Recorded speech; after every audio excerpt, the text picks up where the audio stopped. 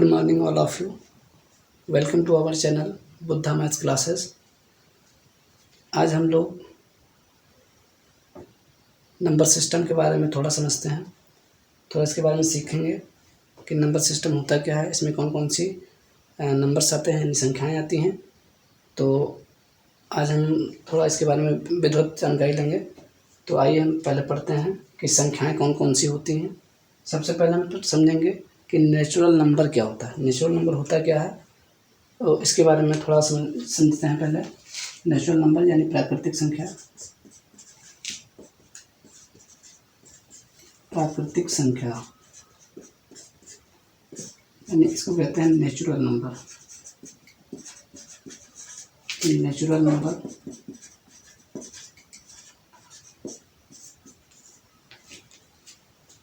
ऐसी संख्या जो किसी वस्तु को गिनने में उपयोग की जाती हूँ तो उनको हम कहते हैं नेचुरल नंबर।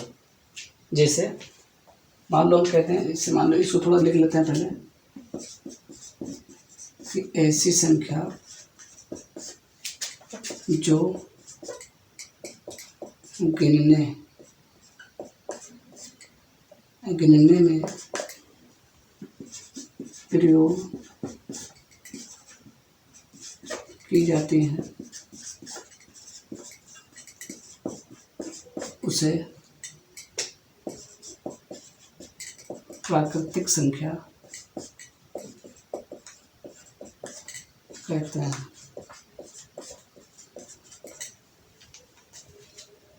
यानी ऐसी संख्या जो गिनने में उपयोग की जाती हैं उनको हम प्राकृतिक संख्या कहते हैं।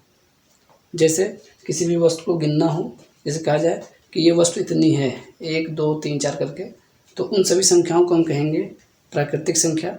जैसे यहाँ पर हम समझ लेते हैं कौन कौन सी होती हैं।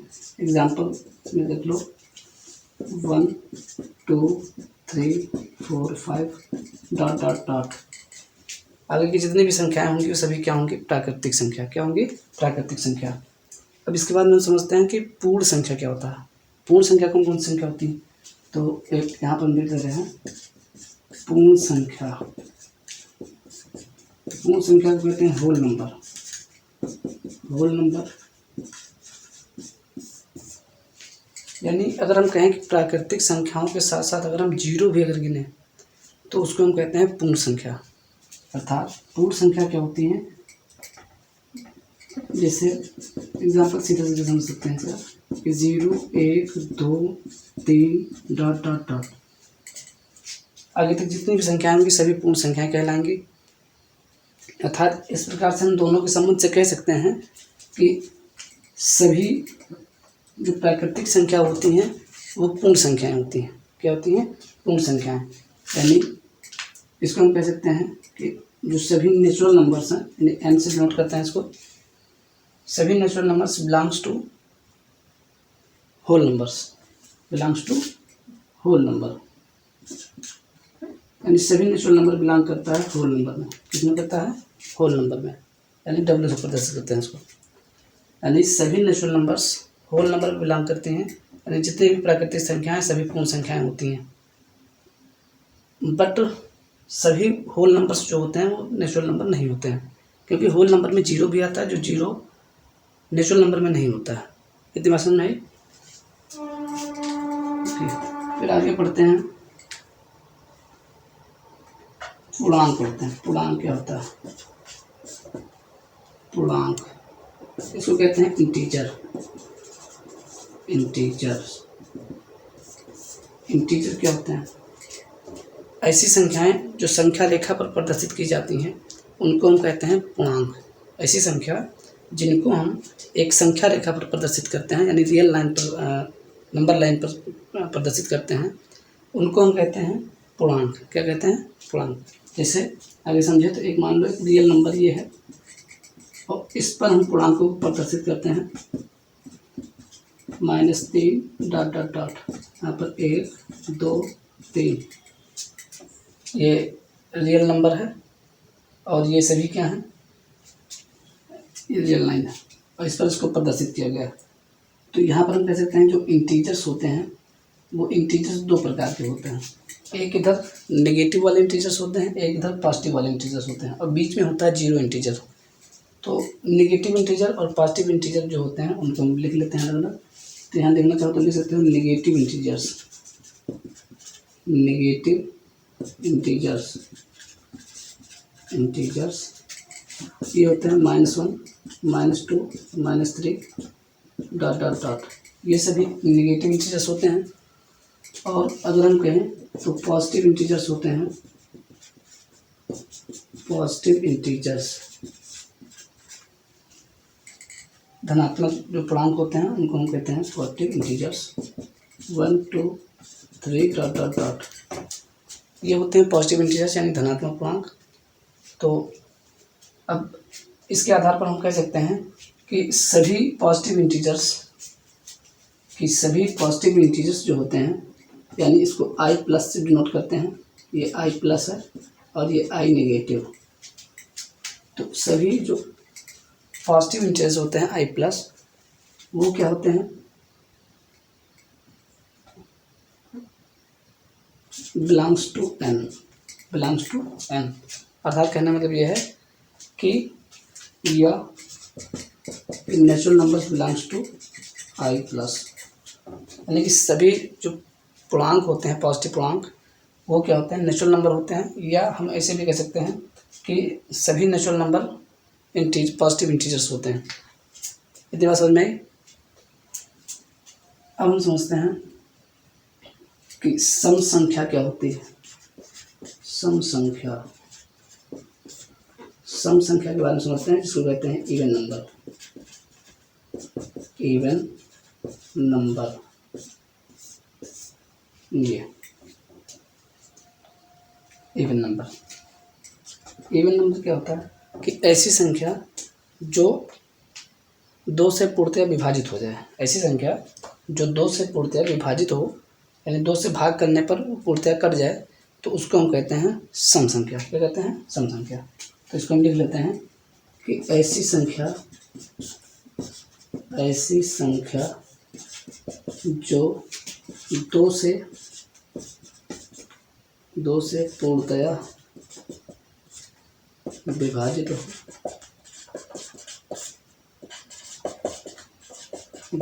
हो उसे सम संख्या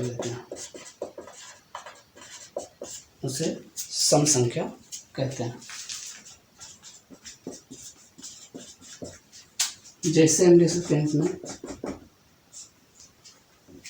जैसे अगर हम कहें तो हम इसमें बता सकते हैं कि समान लिखा हुआ है 10, 26, 98, 98 या 122, 1024 आदि etc। ये सभी संख्याएं क्या हैं, सम संख्याएं जो 2 से पूर्णतः विभाजित होती हैं। और सम संख्याओं को पहचानने का एक तरीका और भी है, उसको हम बाद में बताएंगे कि कोई सम संख्या लिखी हुई है तो वो हम कैसे पहचानें कि वो सम है कि विषम है या क्या है। तो सम संख्या होने का मतलब ये है, अगर हम कहें कि अगर कोई भी संख्या लिखी हो उसका इकाई का अंक अगर 0, 2, 4, 6, 8 ये सभी संख्या आती है इकाई के अंक पर, तो उसको हम कहते हैं सम संख्या। क्या कहते हैं, सम संख्या। ऐसे भी पहचान सकते हैं हम। तो उम्मीद है कि आप लोगों को ये बात समझ में आई होगी कि सम संख्या होती क्या है और इसकी पहचान कैसे करेंगे। अगर इकाई के स्थान पर 0, 2, 4, 6, 8 आता है तो हम उसको कहेंगे क्या है, वो सम संख्या। क्या है, सम संख्या है। तो इतनी बात समझ में आ गई। फिर आगे हम समझते हैं कि विषम संख्या क्या है। इसके बाद हम समझेंगे कि विषम संख्या क्या है। इतनी बात समझ में आई, फिर आगे बढ़ते हैं।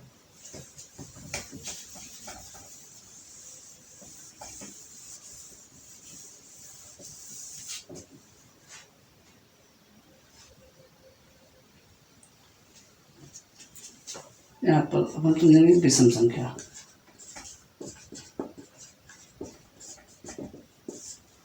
विषम संख्या या इसी को कहते हैं ऑड नंबर।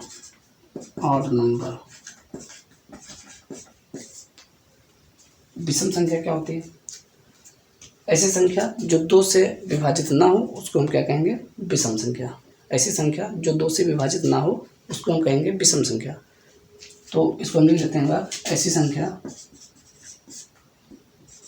ऐसी संख्या जो 2 से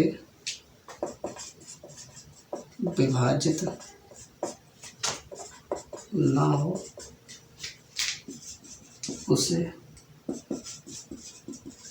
विषम संख्या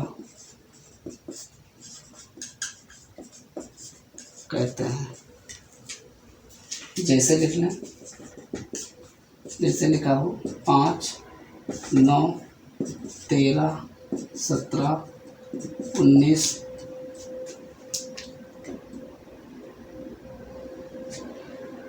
25, 45 और डॉट डॉट।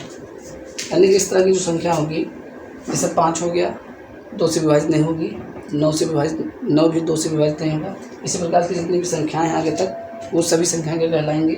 विषम संख्या कहलाएंगी। क्या कहलाएंगी? विषम संख्या, यानी ऑड नंबर। ये बात तो समझ में आई हुई। और अब इसके बारे में समझते हैं कि भाज्य संख्या क्या होती है। जैसे बच्चों में ये कन्फ्यूजन रहती है कि विषम संख्या और सम संख्या के आधार पर कुछ बच्चे हैं जो उनको नहीं समझ पाते हैं। तो इसको थोड़ा हम विधिवत समझते हैं कि भाज्य संख्या होती क्या है। भाज्य संख्या समझने से पहले हम गुणनखंड के बारे में थोड़ा पहचान करेंगे। गुणनखंड होते क्या हैं? गुणनखंड ये होते हैं, किसी भी संख्या के गुणनखंड का मतलब होता है कि उसको हम कितने संख्याओं से विभाजित कर सकते हैं। गुणनखंड का मतलब ये होता है।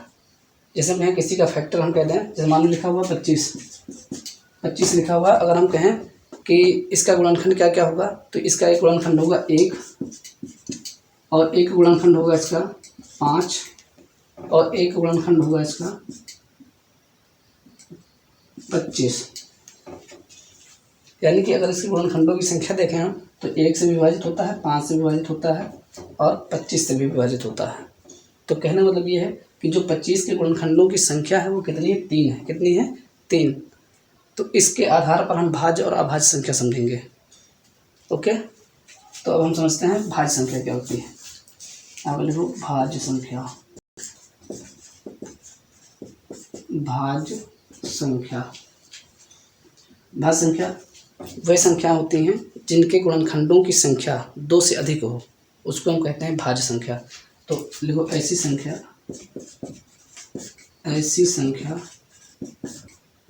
जिनके गुणनखंडों की संख्या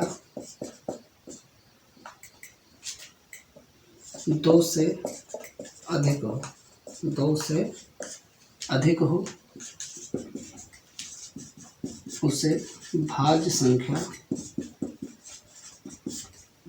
उसे भाज्य संख्या कहते हैं। यानी ऐसी संख्या जिनके गुणनखंडों की संख्या 2 से अधिक हो, तो उसे भाज्य संख्या कहते हैं। अब जैसे एग्जांपल समझ लेते हैं इसका। जैसे हम कहते हैं कि लिखा हुआ है 10, या लिखा हुआ है 15, या कहते हैं लिखा हुआ है 27 या 55, और भी संख्या आगे। तो ये सभी संख्या क्या है? भाज्य संख्या है। जैसे हम देखें तो जैसे 10 लिखा हुआ या 15 लिखा हुआ, मान लो 15 लिखा हुआ है, तो 15 के गुणनखंड कौन कौन से हैं? एक तो 1 है, एक दूसरा है 3, और चौथा है 5, तीसरा और स्वयं से कट जाएगी। यानी इनके गुणनखंडों की संख्या कितनी है? 4। तो अब हम इसके आगे समझते हैं थोड़ा। तो इसको हम क्या कहेंगे? अगर इनके गुणनखंडों की संख्या 2 से अधिक है तो इसको कहेंगे भाज्य संख्या। इसी प्रकार से अगर हम समझें अभाज्य संख्या क्या है? अभाज्य संख्या ऐसी संख्या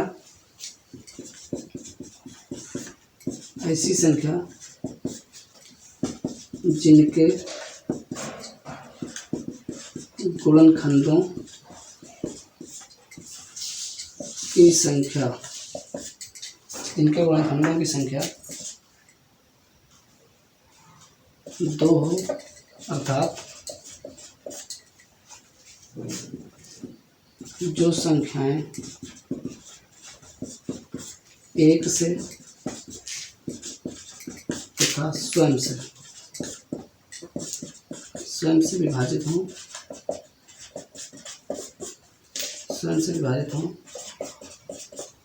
उसे उसे अभाज्य संख्या कहते हैं। अब इसको थोड़ा समझ लेते हैं पहले से। सही रूप से अभाज्य संख्या ऐसी संख्या जिनके गुणनखंडों की संख्या 2 होती है, अर्थात 2 गुणनखंडों का मतलब यही है कि कोई ना कोई संख्या होगी तो जो 1 से पूर्णतया करती है। तो यानी ऐसी संख्या जिनके गुणनखंडों की संख्या 2 हो, अर्थात जो संख्या 1 से तथा स्वयं से विभाजित हो, उनको अभाज्य संख्या कहते हैं। जैसे यहाँ पर समझ लें, जैसे मान लिखा हुआ है 7 या लिखा हुआ है 13 या 19 या 29 और भी संख्याएँ, ये सभी संख्याएँ क्या हैं? अभाज्य संख्याएँ हैं। अगर हम देखें तो यहाँ पर 7 का फैक्टर जो बनेगा यानी गुणनखंड जो बनेगा वो 1 होगा और 7 होगा। ऐसे ही 13 का जो फैक्टर होगा वो 1 होगा और 13 होगा। ऐसे ही 19 का फैक्टर जो होगा वो 1 होगा और 1 और 19 होगा। बात समझ में आई? तो इनको हम कहते हैं अभाज्य संख्या। क्या कहते हैं? अभाज्य संख्या। इतनी बात समझ आ गई? फिर इसके बाद में थोड़ा इसमें और हम समझ लेते हैं। जैसे मान लो कोई संख्या लिखी हुई है, उसको पहचानना कि यह भाज्य है कि अभाज्य है। तो सबसे पहले हम देखेंगे या हम पहले ये समझ लें कि सबसे छोटी भाज्य और अभाज्य संख्या होती क्या है। तो सबसे छोटी जो भाज्य संख्या होती है वो होती है 2। सबसे छोटी, यहाँ पर समझ लेते हैं थोड़ा, इस सबसे छोटी भाज्य संख्या, सबसे छोटी भाज्य संख्या जो होती है वो होती है 4। क्या होती है? 4 होती है। फिर उसके बाद में आता है 4 के बाद में 6 आता है। फिर उसके बाद में आता है 8, फिर 9, फिर 10। ये सभी आगे संख्याएं हैं जो सबसे छोटी भाज्य संख्या 4, 6, 8 ऐसे करके आएगी। फिर अगर देखें तो सबसे छोटी अभाज्य संख्या, अभाज्य संख्या क्या होगी? सबसे छोटी अभाज्य संख्या तो जो जिसकी गुणनखंड 1 हो और स्वयं से करती हो। तो कहना मतलब कि यानी 1 से करती हो और स्वयं से करती हो तो उसको कहेंगे अभाज्य संख्या। तो सबसे छोटी संख्या हो जाएगी 2, क्योंकि 2 जो है वो 1 से कटेगी और 2 से कटेगी, यानी इसके केवल 2 ही गुणनखंड बनेंगे। तो इस प्रकार हम कह सकते हैं सबसे छोटी अभाज्य संख्या कौन सी होगी? 2। फिर उसके बाद में आएगा 3, फिर उसके बाद में आएगा 5 और आगे और भी संख्याएँ आएंगी। तो इस प्रकार से हमने सीखा कि नंबर सिस्टम में प्राकृतिक संख्या क्या होती है, पूर्ण संख्या क्या होती है, पूर्णांक क्या होते हैं, और पूर्णांक में प्रकार पढ़े कि एक पॉजिटिव होता है, एक नेगेटिव होता है, और सम संख्या क्या होती है, विषम संख्या क्या होती है, इवन नंबर, ऑड नंबर्स, इनके बारे में थोड़ा समझा यहाँ पर। और फिर उसके बाद में हम समझा कि भाज्य संख्या क्या होती है, जिसमें ज़्यादातर कन्फ्यूजन रहती है, भाज्य और अभाज्य संख्या। तो इतना हम लोगों ने सीखा। फिर आगे हम सीखेंगे कि प्रमेय संख्या क्या होती है और उनके बारे में और भी समझेंगे। प्रमेय संख्याओं की तुलना कैसे करते हैं या समतुल्य संख्या क्या होती हैं, उनको हम समझेंगे। फिर उसके बाद में हम शुरू करेंगे जो हाई स्कूल स्तर में दिया गया है गणित विषय में कि नंबर सिस्टम, संख्या पद्धति या वास्तविक संख्या जिसको कहा गया है, रियल नंबर्स, तो उनके बारे में सीखेंगे। तो इतना ही अब समझते हैं। धन्यवाद।